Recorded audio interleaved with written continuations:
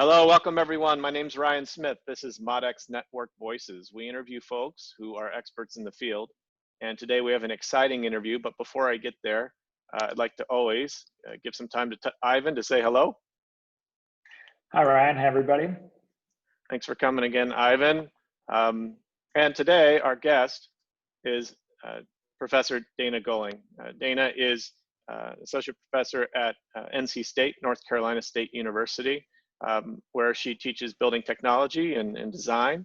And she is excited, I hope, to be with us here today. Absolutely.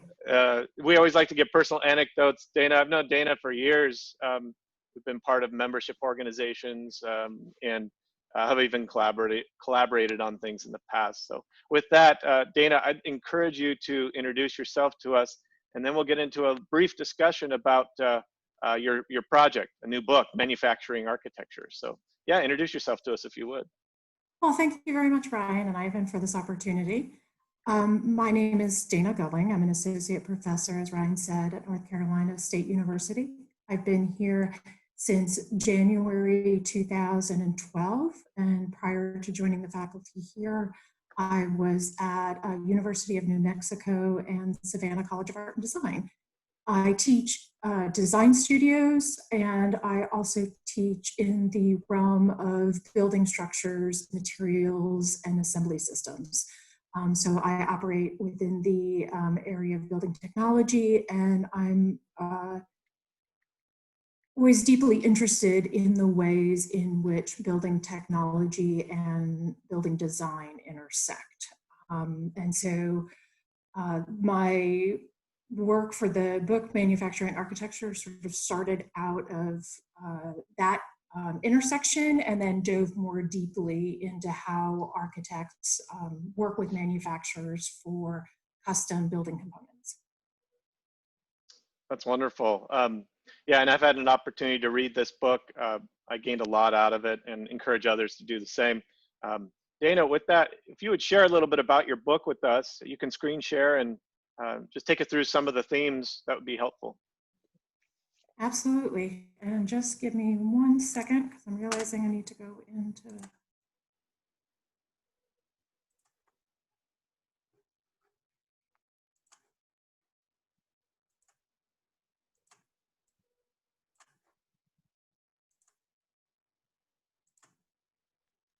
Okay, here we go. All right, and so you guys should see just the slide. Is that correct? Mm-hmm. Yes. Fantastic. Okay, so my general belief, so I was working at this intersection of building technology and design, but my general belief is that if we know how something is made, we can better design for that. Because I think as architects or as designers, at the end of the day, we're very interested in our thing becoming reality. And so we want it made. And so if we know how things are made, we can design them better. So I'm going to show sort of how that gets manifested in my book. And specifically today, I'm going to be talking about, and this is what my book is on, is customized repetitive manufacturing for architects. And so the idea is that architects have been working with manufacturers to customize repetitive manufacturing processes on a per project basis. Repetitive manufacturing is any manufacturing process that makes repeated use of tooling. And this can be dies, it can be molds, it can be patterns. And then with repetitive manufacturing, you use that tool repeatedly to make similar items. And so any change from one item to another would happen with perhaps change of speed of manufacturing process or ways in which you use the mold and things like that. The term customized repetitive manufacturing, although sort of sounding like an oxymoron, is repetitive manufacturing in which the tool has been custom fabricated for a particular project. And so in architecture, this really means that the tool's been custom fabricated for a particular building. I have been collecting a number of case studies of CMR in architecture. This is even past when the book has been published. And so I now have about 325 examples. All the things that you see on the screen right now are examples of CRM in architecture. These examples include a mix of practices, including high-profile firms such as Foster and Partners, Mikado Sovetti, Bentham Crowell Architects, but also local small experimental practices. This firm is out of Winnipeg. It is 5468796 architecture, and then 6A architecture and MiniWiz. And then there are also design build prototypes that are housed in academic institutions that are doing CRM. Certainly the work at University of Stuttgart in the ITKE lab, but also the University of Arizona. The case studies are located around the world and really sort of demonstrate a global approach to this type of work. So the book specifically is titled Manufacturing Architecture. It's an architect's guide to custom processes, materials, and applications. It was published through Lawrence King Publishing. It is a guide for architects who are interested in customized repetitive manufacturing processes on a per project basis. So I'll go a little bit through the book in terms of just how it's laid out, and then talk a little bit about overall lessons that I've learned, things to think about, and why one might choose CRM. So the book is organized by manufacturing processes, and it's organized where similar manufacturing processes are grouped together. And so you have manufacturing processes that involve manipulation of sheet good material, continuous shaping, making things that are thin or hollow, or forming things that are solid. And then within that are subchapters that sort of define slumping or thermoforming and things like that. I'm just going to go into sort of an overview of one of the chapters. You're going to see within each chapter are a series of case studies as well, so that you see not only the manufacturing process as laid out, but also how that manufacturing process was used by an architecture firm. So in this example, this is pressing glass. You'll see a number, this is pressing. And so that is regardless of the type of material, it's the same process. This is pressing, the chapter covers pressing both in terms of clay, but also in terms of glass. And it also includes hydraulic pressing. And you can see a picture of that right here, but then there's also hand pressing, in which it's fairly labor intensive, but there is a hand going in there to make more complex shapes. And so then there's a diagram set up for each one of the processes, so you sort of clearly understand how that process works, standard building products that may be made with that process.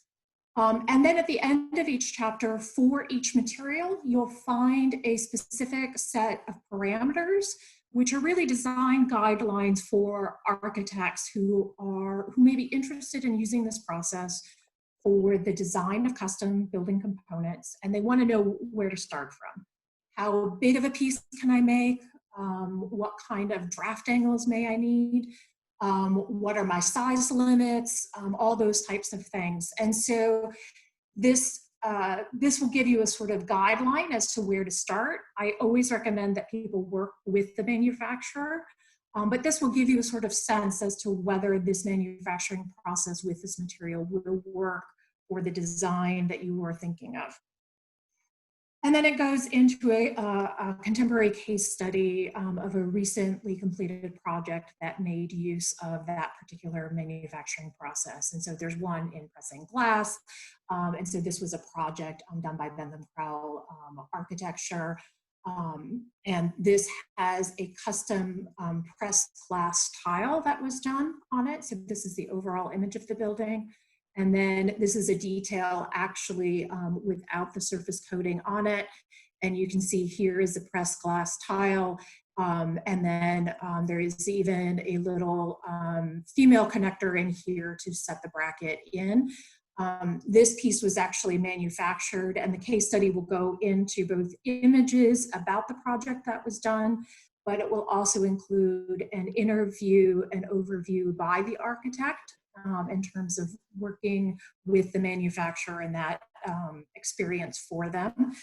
This particular project used a manufacturer that typically makes ashtrays in the Czech Republic, and so they then convinced them to make these tiles for them for their project.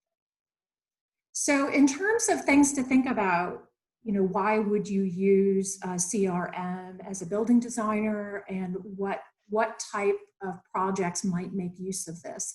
And so this is an overview, both just sort of my lessons learned about CRM, and some of the case studies that I'll show now are included in the book or are ones that I have gathered either since then or were not included in the book, but I had known about them. So one of the reasons why you may choose CRM is that you might want to improve building performance. This is the Nasher Sculpture Center by Renzo Piano, in which there are these cast aluminum building monitors up above. These are actually Piano's patented drawings for that. The goal was to emit certain waves of light into the building for the better viewing of the sculpture. Another project, this is by Max Skogan and Meryl Alam Architects, in which the building, you can see here, the building makes use of these canted walls, and it has a 4-inch brick veneer that goes over the edge of the buildings. And on top of that, the building actually has a bullnose brick. This is the look of the brick, and that's done every other coursing. So the shape of the bullnose was important to them, but also because they had canted walls, they wanted to make sure that the brick stayed in place and didn't slowly cut away from the bed joint of the mortar bed. And so one of the things that they did is that not only did they use the CRM to get the proper shape of the bullnose that they wanted on the brick, but they also included these dovetail joints that you can see at the bottom and the top of the brick, along with scoring that was done, and that helped mechanically fasten the brick into the bed joints to help stabilize the walls to get the angles that they wanted. Sometimes CRM is done to give identity to the building, and we normally think of manufacturing, especially repetitive manufacturing, as being something very highly mechanized. And so I think this becomes a nice way of bringing something very local into the situation. This may be that the manufacturer actually may be local, or the motif that's used may respond to the local identity of the building. This is another Bentham Crowell project in Germany. And it's in Koblenz, Germany, which is known for wine production. And the tile that they use, that you can actually see up here, this covers a car park that is above the mall. That tile has an embedded grape leaf on it, and then the tile itself can be oriented in all 4 directions. And so you can see your positions down below, which allows them to take something that is repetitively made, but not give it a repetitive look. And then the introduction of the grape leaf helping to give that local identity. There's also giving identity to the building program as a possibility. This project is an aquarium, and of course we can see the custom made. These are slip molded with clay, and they have the look of fish scales on them to let you know that it is an aquarium. One of the things that came out and has come out of my research and that I'm particularly interested in is especially when CRM has been chosen over CAM processes, and CAM being computer-aided manufacturing. And so when an architect who especially is well known for doing computer-aided manufacturing turns to customized repetitive manufacturing for their building design, and that may be because the materials might be better, it may be due to cost, or it may be due to time. And I think many of these things are, of course, what those who tie building technology and construction to architecture and to design really see as being benefits in terms of this process. So this is Gramscio and Kohler's criminal courthouse in Switzerland. This particular project, the Gramscio Kohler, which is known for using robots and computer-aided manufacturing, they actually investigated those processes for the interior of this building. But due to time constraints, they realized that it wasn't possible. And so they actually went and instead of milling out a number of individual panels, they instead milled out one mold that then was used repeatedly in this glass fiber reinforced plaster component. And I bring this up partially because not only do you get a savings in terms of time and construction costs, but I will say as architects, we need to be mindful of the material waste that we can create, that especially computer-aided manufacturing can create when it is used indirectly. And this is to say, I don't use the CNC machine to mill out the object that goes on my building.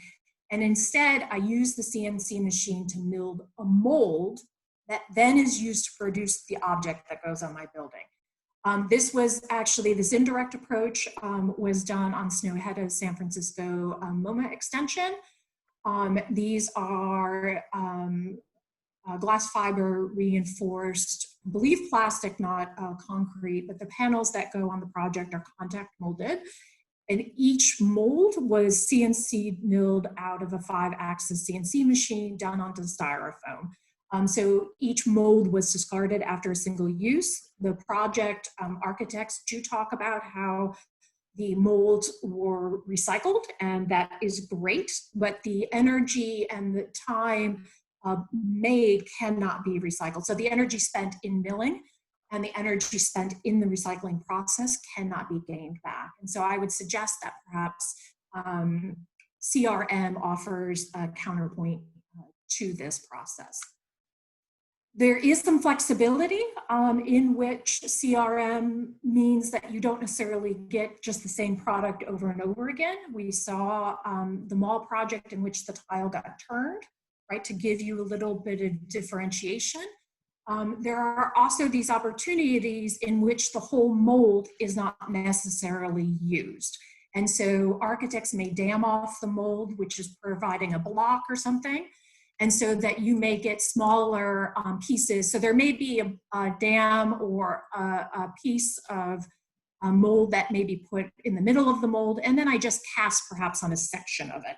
And so that makes reuse of the mold without necessarily reusing the whole component again. Similarly, on this project, so that was done in the Athletes Housing Project in London, where they partially cast against the molds. This was also done on Foster and Partners Walbrook office building. This process was called bladder inflation molding. And in this case, the process diagrams you can see on the left, and when you're sort of filling the mold, you don't necessarily have to fill up the whole mold. So it allows you to sort of give yourself some adjustment in terms of length, but you would still have the same radius. I would recommend, many times with any of the manufacturers that you go to for these projects, to select manufacturers who are willing to work with designers. These are generally going to be called contract manufacturers or job shops, in which the manufacturers are set up specifically to fill contracts or specific job orders. A lot of these manufacturers can be very small. They're not highly mechanized, and so they can take on custom work very well. I would also recommend that you, if you're thinking about a particular process, that you start sort of talking to manufacturers early and often. Some of the innovations that I have found in my book on customized repetitive manufacturings really came from the manufacturers. And I cannot stress enough just the joy potentially of working with manufacturers to really be problem solvers for your projects. And that's about it. So the goal in terms of this book was to almost become a foundation so that architects can know what the processes are, what they're available to them, to sort of have a beginning standpoint is to know how the processes work and what might be available. But I recommend if you are going to choose any of these processes, reach out to your local manufacturers and figure out what they will be able to do for you. They may have size limits and other things that may be different than the ones that are in the book just because their capabilities may be different. But that's it. So I appreciate the time and sort of talking to you guys about this. Thanks, Dana. Yeah, you can go ahead and unshare, and we'll get into questions and answer. Thank you very much for the presentation. Yeah. Go right ahead, Ivan. Let's see if we can. I think we still see your screen. I know, and I can't since I minimized. Can you do it? Thank you. Yeah, sure. There we go. There we go. Thank you. Great. Yeah, thanks, Dana. It was I haven't had a chance like Ryan to see the book, but so understanding the difference in CRM and what, or at least the way you frame that versus CAD CAM or CAM seems like a very interesting conceptual tool for architects, something I haven't really considered. And what I also appreciate, we are in this position where we try to work with another side of the manufacturing world, which sort of looks more at the structural elements of buildings, so panels and volumes. And when we teach, but we also teach, so we teach architects, and we have a very hard time teaching architecture students since we find that there's a kind of design culture that's resistant to engaging with supply chains, with means of manufacturing and means of construction. I say all of that because I think it's interesting. I think one of the very important insights you brought of many was that CRM, and maybe we can unpack that. CRM is a much more engaged process. It's a process that requires, I think it challenges, and it was interesting that you showed the Grammatio, and then that you critique the San Francisco project, which I would agree and would even critique more. But that's just because I think it's not just a problem, it's a mental and philosophical problem, and it's also it's a canonical project that I think students see and the public sees, and I think it makes architects look pretty insensitive. So we can talk about that. But the idea that CRM is something that really is more engaged in processes that are where there's a series of logistics that you have to engage as a designer. So it's not manufacturing for design, it's design for manufacturing. So maybe I'm trying to kind of maybe even provoke, in your teaching, do you find that students have a challenge or sort of bias about what manufacturing can do for them versus what they can do for the world via manufacturing? And how do you deal with, if you do run into those biases, which we often run into, we ran into them yesterday teaching, how do you deal with those? And especially in the space of a studio where, yes, we can visit a manufacturer, but the culture of the studio is often inherently, whether we have an access to a shop, is a little bit more disengaged. Well, I will say, so I have run studios that are similar to perhaps the setup in the book, where they're broad-based. I've had students who look at really even just how the world around them is made. And that may just be through product design, or, if they're holding something like, okay, so let's talk about how this is made, and then figure out if there's a way of applying that to architecture. And there are some who just get it right away. And then, yes, there are some who struggle with that because it's not the typical, but also I want to say the sort of ingrained way of starting with the site and having site analysis and going through, right? And so this idea of actually thinking, okay, if we know how something is made, how might we think about applying that to a particular building? Or what can we do with that? And what kind of project would you think about? And right, those sort of big, they're almost design questions, but they're just not the design questions that students have been traditionally asked. And yeah, those studios are sometimes a struggle, but at the same time, the ones that get it, I mean, like, it's just amazing watching the process. And I set up the studio. These are usually option-based studios in which the students very clearly know that we're going to be doing this differently than usual. So for something in which where I have sort of a set of outcomes, or right, I have to sort of teach them about building structures and building assembly and materials, and not quite a comprehensive studio, but something sort of similar. I don't know that I necessarily push the agenda the same way. I think about small ways of inserting it in. And that's most of what I could sort of do for that. I will say I've had the opportunity the past 4 years to teach a studio solely focused on precast concrete. And that has involved not only a trip to, we have a great local precast manufacturer, and that's Gate Precast, and they're known for a lot of really great innovations in terms of architectural precast manufacturing.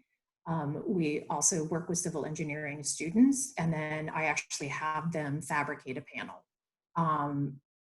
It's at full scale, not full size, is what I tell them. So they cast, as architecture students and civil engineering students, they cast a 3-foot by 3-foot panel. What you actually see behind me is one of the molds that was used for that. Yeah, so it was a beautiful thing, and it was in the scrap, and I thought, no, it's going in my office. And so that's been good, and it's until we do that project and until I talk to the students, and at the end of the day, they actually have to be the ones casting it, and they have to go, right, like, until they do that, I can tell them to think about these things, and they don't understand it until they have to do it. And that project ends up almost being transformative in terms of the studio. And so for that studio, I will have maybe, say, more like 80% of the students who are really then on board. There's still some of them that try to do these shapes or things that don't even fit on a truck and can't get I mean, like, and that kind of conversation. And they, they think of it as concrete rather than precast concrete. Right. And I really try to get them out of, it's not just the material, it's how the material is formed. and by whom? And by whom, right. And that, right. And that changes things. And labor is something we're not very good at teaching. We don't even draw through the bodies that would make the things that we imagined. Not even from a practical, but from a conceptual level, like, who is it that's casting or moving these things, and how will that impact your, anyway, sorry, that's no, I mean, really exciting. So I don't have so other than sort of, beating that drum and sort of saying, like, you need to think about these things, and you need to think about these things. And I'm always hopeful. I always think, maybe 5 years in practice, all of a sudden they'll be like, oh, that's what she was talking about. At some point in time, it'll set in. So Dana, one of the things that we've been trying to reveal and further understand here at MODEX interviews is the inherent relationship between manufacturing, fabrication, and the local ecology, culture, labor, materials that exist for that particular purpose. In an era in which we can ship anything from anywhere and apply it to a building, I'd be interested to know from your case studies, was there a relationship between the capabilities of that particular locale in which the project existed and the decisions about, and how did that influence the decisions about manufacturing process, right? Maybe you could just talk a little bit about that.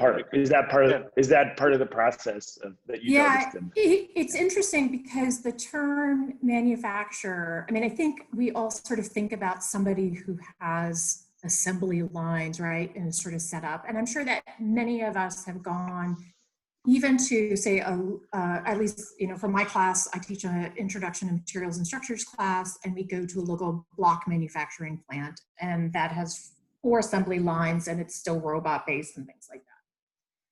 There are, of course, a number of processes out there that do not have any robots, and it's actually a person picking up a thing from a stamping machine and putting into another piece, right? And so it kind of depends on where the process is and what you're doing.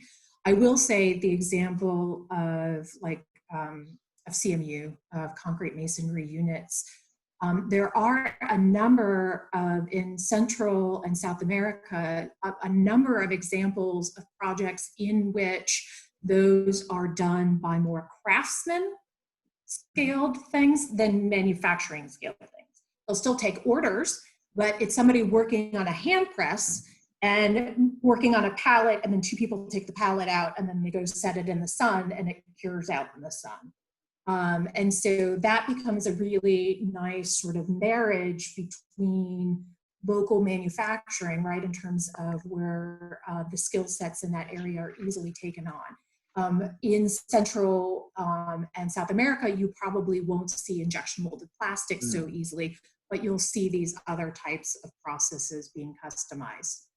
At the same time, and you know, Ryan, you had mentioned were these really big supply chains. One of the case studies, which is the Baha'i Temple in South America, that project was done by a Canadian architect, and they used an artisan. So we talked about sort of manufacturers and craftsmen, but actually artisans will also make a lot of the components. And it was an artisan down the street, Jeff Goodman's studio, that actually developed the kiln cast glass for that project to be used. The supply chains, once that was developed, they cast all the glass in the artist studio, and then they shipped it to other places to have it cut and slumped and back. But it was this local connection, and you know, I think the architects even told me they would walk, it's like a block and a half from their studio, and they would walk down to the glassmaking studio to see the work that's there.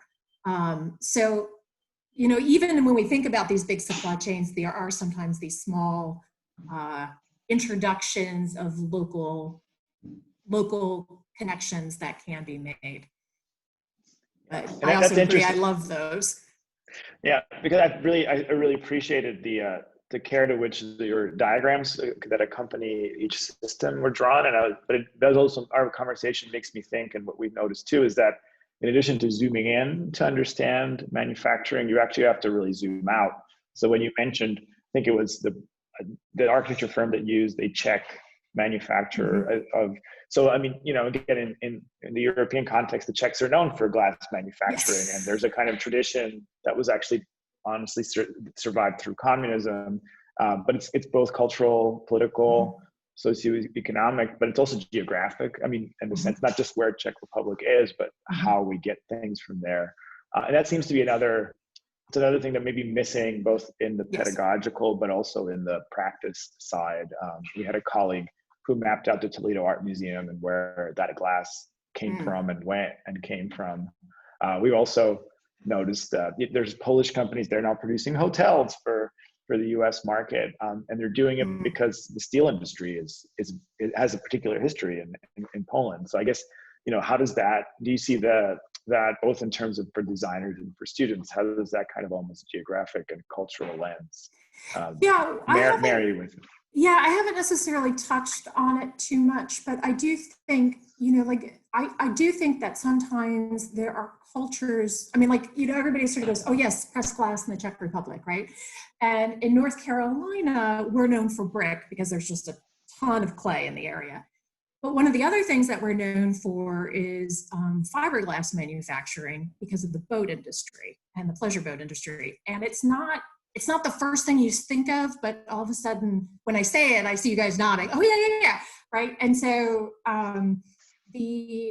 one of the things that they had looked at doing is the coffers at the North Carolina Museum of Art by Tom Pfeiffer. Those are contact molded, and they ended up being done by South Carolina, but that's still fairly local, right, in terms of this sort of area, in terms of knowing them. And so the nice thing is as well is that there's almost a layering of the culture, right? Yeah. That also happens to it. And, you know, and I too, I just like, it makes me smile. And I think that's just beautiful. Yeah. But you do think get, about you those do other get, things. you do get funny situations which are similar, where we assume because of history that there's a place that makes X. So like the Toledo Art Museum of Toledo, Ohio is named Toledo, Ohio because of Toledo, Spain. Toledo, Ohio doesn't make glass anymore. So when you, or it doesn't make the kind of glass that it wants to be associated with. So we have to ship it in from, I forget where it originally came from, but it has to be worked in Germany. And so it's, that's why I think that understanding the capabilities, I mean, the cultural and also practical ramifications of supply chains and logistics, where clients, it's a very practical thing. There's assumptions made about appropriateness, or even whether it's practical or symbolic, that are incorrect, or out of date, or they're, and so I guess both as designers and pedagogues, it's interesting to start to unpack those as we unpack the tectonics. Well, and I will say, even with something like, say, yes, you've got manufacturers that might have been known in a region that have left due to economic issues. I will also say that, you know, it's interesting because in North Carolina, when I was first talking to the brick manufacturers, you know, just locally trying to find out, like, if somebody had something custom, like, what would they do? And we have some of the big companies, like General Shale is here, right? And General Shale's like, we're not going to touch anything custom, right? And we're so big. even right, because we're automated, and because we have machines that can't be adjusted. That's right. And so even though we have this tradition, and we have a number of clay manufacturers, I want to say there's 4 brick manufacturers within a 30-minute drive from me.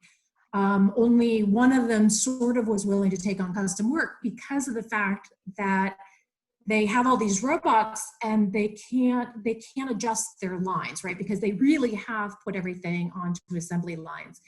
And then I did find a manufacturer, which was really funny. It was a number of years ago during the recession, and they were maybe an hour or two west of us. And they actually found the way of riding through the recession. It's a brick manufacturer, by taking their robots offline and doing primarily custom jobs. And so that allowed them to charge a premium.